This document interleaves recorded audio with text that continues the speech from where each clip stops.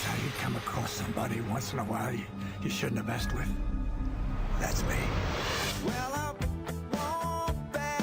I am not an African American. You're an Oreo cookie, white in the inside and black on the outside. I don't have an afro. I have an Amerifro. Talking that idiotic stuff you talk about, I will slap you. Go ahead. Make my day. Black as the ace of spades, but 100% American. Heard around the world by everybody and their mama. The Jesse Lee Peterson Radio Show. Uniting the races with truth. Instead of dividing them with lies, we're also rebuilding the family by rebuilding the man. I am Jesse Lee Peterson. Thank you so much for being with me. Welcome to the second hour of the show already. I have with me Pastor Anthony Murray. He's pastor of Oasis Family Life Church in Dallas, Georgia. He and his wife, Christina, started the church in 2006. Pastor Murray recently starred with his wife in the first season of TLC's The Sisterhood reality show. I remember we talked about that one day here. The Sisterhood reality show, which follows various pastors, couples, and their lives in ministry. And this is out of Atlanta, Georgia there. We talked about this show. Very interesting show. The pastor's with us. He's going to take your calls at 888-7753-773. Pastor Murray, welcome to the show, sir. Hello, I'm very glad to be here. How are you guys doing? All is well. Thank you for being with us this morning. I do appreciate it. My pleasure. Pastor, how long have you been a pastor, and were you called by God, or did you have to go to school for it? I've been a senior pastor for 7 years, and I was a youth pastor for 8 years before that at my father's church. No, I didn't go to school for it. I was called to do it, and just answered that call, and the rest is history. It's been a wonderful thing. Right on. So you're married with 2 children? 2 teenage girls. That's amazing. Lord help me. Are you the head of your wife? What do you mean? Are you the head of your wife? By the head of her? Yes. Meaning in charge, or what? What do you mean when you say that? You know how in the Bible Christ says that we're the man is the head of his wife. Well, let me say this: I definitely lead my family, and but I really respect my wife. So we have a wonderful relationship, and we do a lot of things and make a lot of mutual decisions in our house. But yeah, I do lead us. So is that a no, that you're not the head of her? No, it's not a no. Yeah, I guess if that's the way you want to put it, I'm the head of my wife. Is this the first time you've been asked that question? Yes, it is. It's the first time. It's a good question, though. Yeah. It's just kind of tricky because people can take that a lot of different ways, you know. And what do you mean by that? Oh, well, some people just may not understand what you mean when you say the head of my wife. Like, do I control her? Do I manipulate her? Or do we have a mutual, beautiful relationship in love and respect, which that's what we have. I wonder why do people think of being the head of your wife as a negative thing? I don't see it that way at all. I don't either. Yeah. If it's in the right perspective. Yeah. How did you end up on the Sisterhood reality show? We just were asked to do it, and we decided to step out of the box and do something different. So someone called us and asked us would we be interested in it. They had heard about our ministry and the things that we do in the community and the things about our family, and we just said, yeah, we'll go for it. It's something different. It's something new. Yeah. And it was really just that simple. It was an amazing experience too. What type of response have you gotten from people as a result of being on that show? I've got a mixed, more positive than negative. I've had some negative responses just because people don't understand why we would do it and they didn't agree with it and different things like that. But I have so many positive things as well from it. Our church has really grown from it. A lot of people have joined and been a part of it. People stream in from all over the world now to, hear our teachings and different things like that. So it's just really been great, a good response. The first season just ended. Are you coming back on the second season? We don't know. I hope so. I definitely will. I'm definitely willing, but hadn't heard anything about that yet, so still waiting. You know what I found? I watched it on the internet, so I have at least some insight as to what's going on there. What I found surprising and maybe shocking, I don't know about shocking, but surprising, is that this show follow preachers and their wives around. I was surprised at how out of control the preachers' wives are in that show. Really? Yeah. I didn't know that the preacher wives have gotten that bad. What do you mean?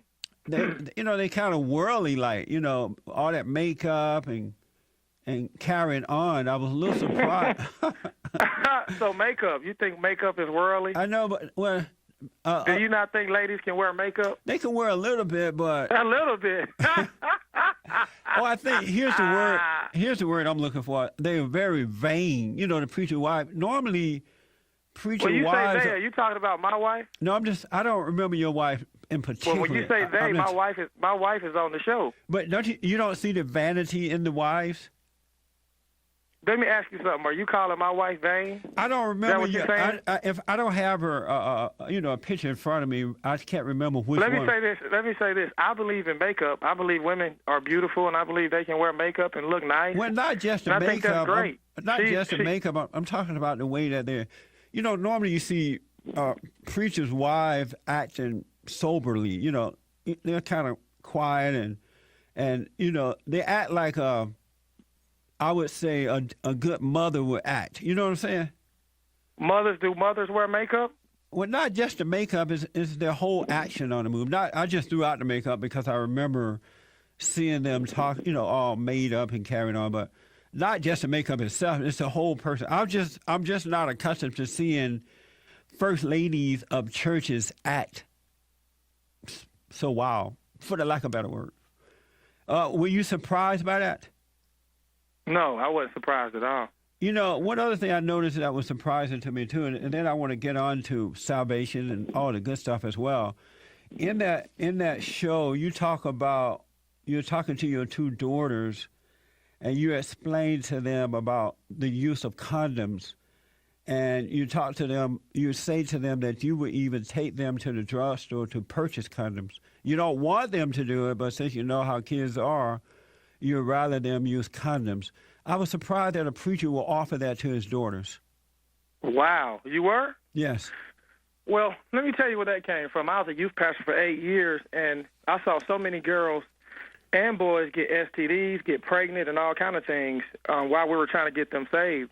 So the reality is people do things. People make mistakes. People make bad choices. So I wanted my daughters to have eyes wide open of what's going on in the world. I want them to be virgins until they get married. I believe in that. I believe in holiness. I believe that living for God is the best thing you can do, especially with your youth.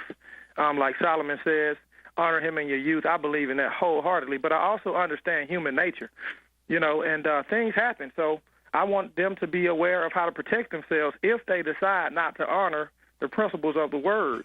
I think it's very irresponsible for a person to omit the fact that you can catch AIDS and die, and that young people are getting pregnant and dying every day. They're having abortions. They're getting pregnant. I was the guy as a youth pastor that would have to deal with the Christian daughter, who dad would kick him out the house, or the little pregnant girl whose mama, who's a Christian, would kick them out the house. Dr. I would Murray, have to deal with them and help them. Let me take a quick break, sir. We'll be right back. 888-77-53773. Back in a moment.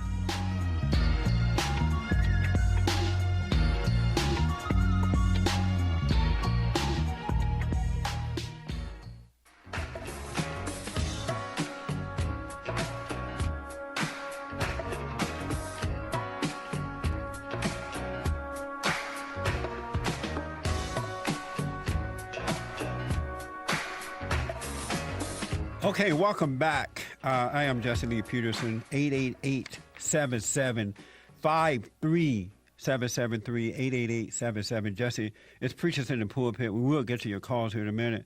Talking with Pastor Anthony Murray. He is part of the Sisterhood reality show, TLC Sisterhood reality show.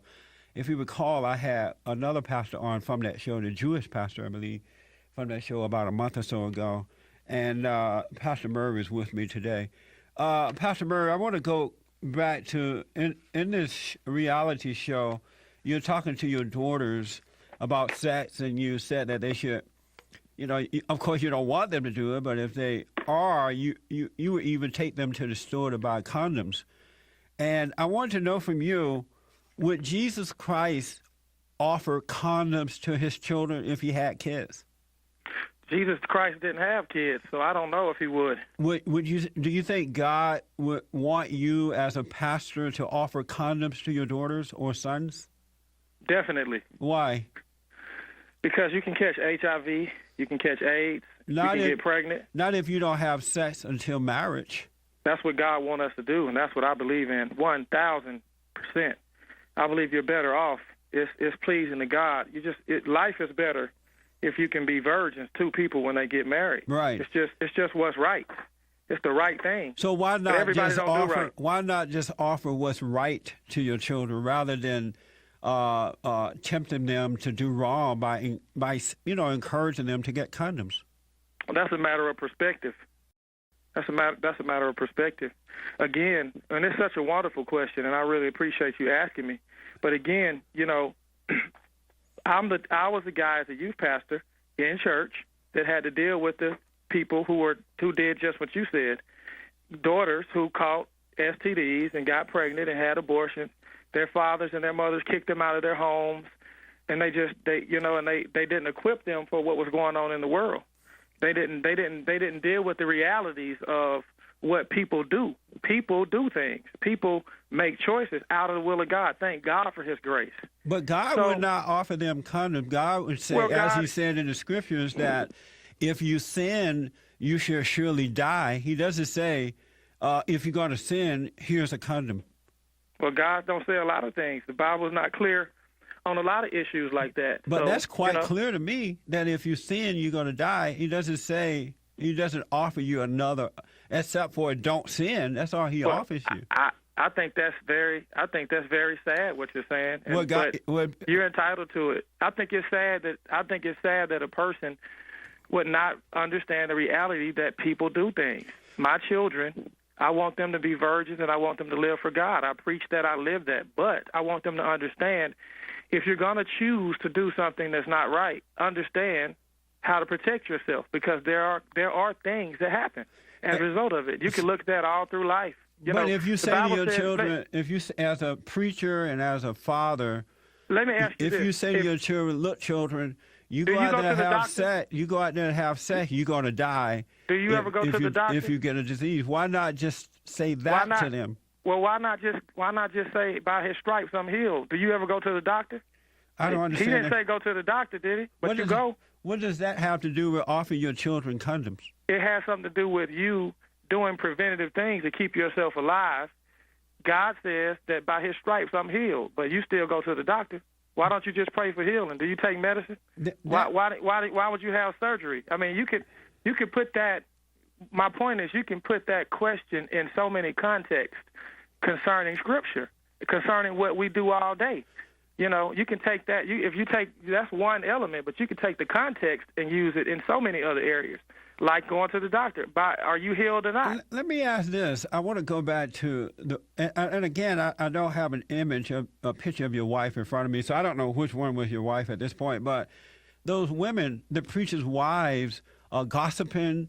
They are going off on one another. They're carrying on like worldly women. Should there be a difference between first ladies and the average woman? I think people should be people. I think people are human. I think that one of the things that the show did was depict the realities of being human and being people, whether it's right or wrong. I disagree with so many elements of the show. I didn't like so many elements of the show, but what I did like about it is the dialogue. I'm on this call now because of the dialogue. I think that we should talk about these things. First ladies are human. Pastors are human. Radio show hosts and pastors are human. You're human. You know, but don't they have a perfect. responsibility to set a good example? That's not a good. They're acting like that, and the men being weak in the manner that they are on that show. That's not setting a good example. The church is supposed to set a better example than the world. Well, that's true, but people are human. That's the only point that I'm trying to get across. Just like you, you're not perfect. I'm not perfect. They're not perfect. Some things are good. Some things are bad, and that's part of living. So and we all are trying to get better by and by through the grace of God. We all are. So when these women accepted Christ as their Lord and Savior, you're saying nothing changed about them? They still stayed worldly? So many things changed. I think it's sad that people didn't see that. Like, for instance, Dominique. Did you know that her family, her parents, for crack at 12, 11 years old, sold her to men? Did you know that? Did you know she was molested and abused and raped? But all what of does her that? adolescence life. Let me explain it. I'm explaining What it to does you. that have to do with going on a TV show as a first lady acting crazy like that? I want to answer your question that you asked me. You said, "Is it any change?" My answer is yes. She got delivered off of crack, off of prostitution, and now she's trying her best to live for God. I think that's beautiful change. I think that's the amazing power of what Christ can do. I think that it's sad that people are so judgmental that they can't see that part of it. And they can only see the negative part of it. I'm gonna do another. I want to do a season 2, 3, 4, 5. Praise God. Where is the inspiration from these men and women on this preacher wives and the preachers and their wives? Where's the inspiration coming? I mean, where's the inspiration? They're not inspiring anybody to. Let me just say this. Hold on. They're not inspiring anybody to want to come to God or to live upright or that's absolutely wrong. Anything. They're not inspiring. That's absolutely incorrect. I have hundreds of people that's attended my church and that's given their life to Christ as a result of seeing that television show. I have thousands of people that have responded to the gospel as a result of experiencing that show. I have met hundreds of people around Atlanta and other cities that I've been to that have been touched by seeing people be real and understanding people have problems and seeing what God can do. Now, and I've had people that had negative comments as well, and rightfully so. I have some negative opinions about the show. I have things that I don't like about the show, but I'm inspired by one of the ladies is Dominique. I'm inspired by that. I am. That her life can change. She still got a lot of growing to do, but she's working on it. I think that's the human condition. I think that's the beauty of Christ. So never mind that this show is about preachers and their wives, and they're acting. I mean, they're just not good example. Never mind that, right? I think that's a very very narrow view of the show, which people are entitled to, and I really respect and I understand it. I really do. Pastor Murray, let me take a quick break. I'll come back and we'll take some calls. 888-77-53773.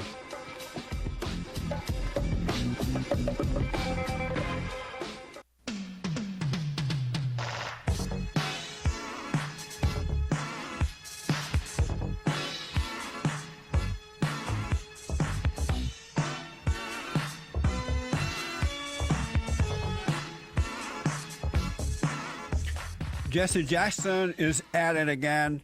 I'll tell you about that in the next hour. It's some amazing stuff, folks. Something is going on with my guest. I don't know if he hung up. I don't want to say yet. We don't know.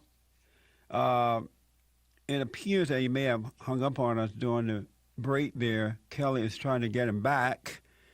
And as soon as she tell me, I will let you know, Pastor, what happened to Pastor Anthony Murray.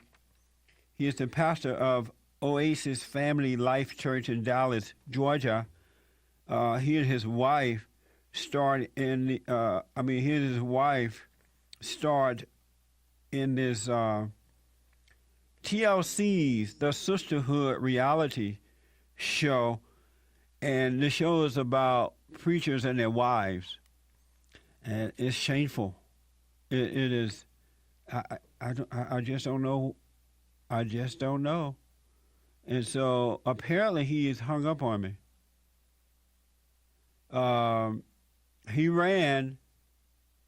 He's gone. He was scheduled for an hour for the preachers in the pulpit hour, and during the bottom of the hour break, he ran.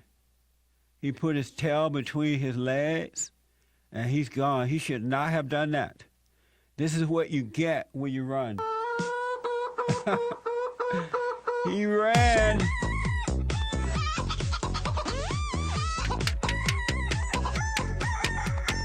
He's a chicken. He's gone.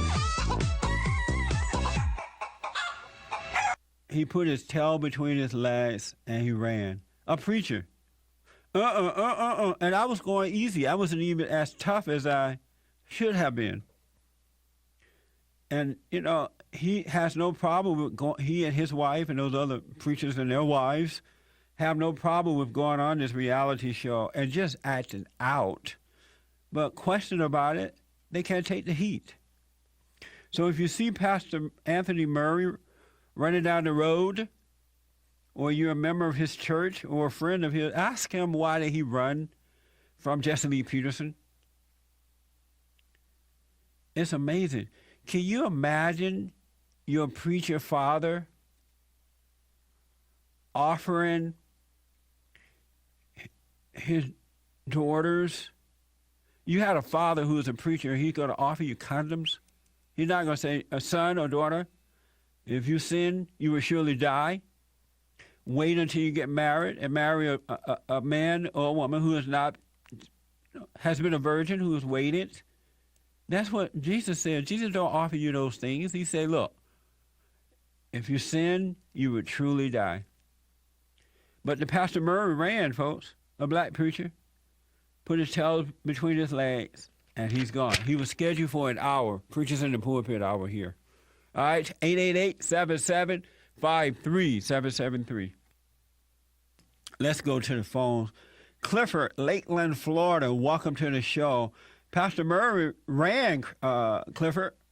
It kind of seems that way. How dare him deprive me of getting in my question? I know. How dare him? what was your question for the pastor? Well, obviously he must have been liberal, and evidently he voted for Obama. But, yeah, I was going to ask this guy, is he one of those preachers, do he preach conviction at all or hold his congregation accountable for, you know, if they go against the word of God, according to what he's been called for? And very good question. Yeah, we won't find that answer from him today, I guess, huh? Not from him. He's gone. But, you know, so we can only assume. It's amazing to me, Clifford. The churches, and not all of them, but most churches are out of control. And especially in the black churches, when I went back home to Alabama last year, I believe, I visited a black church, and I was shocked to see that they have dancing in their churches now.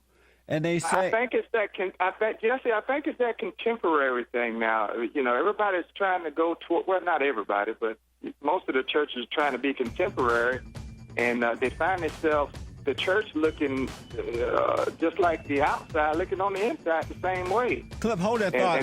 Let me take a quick break. I'll come back to you and then the rest of the callers. Back in a moment, folks.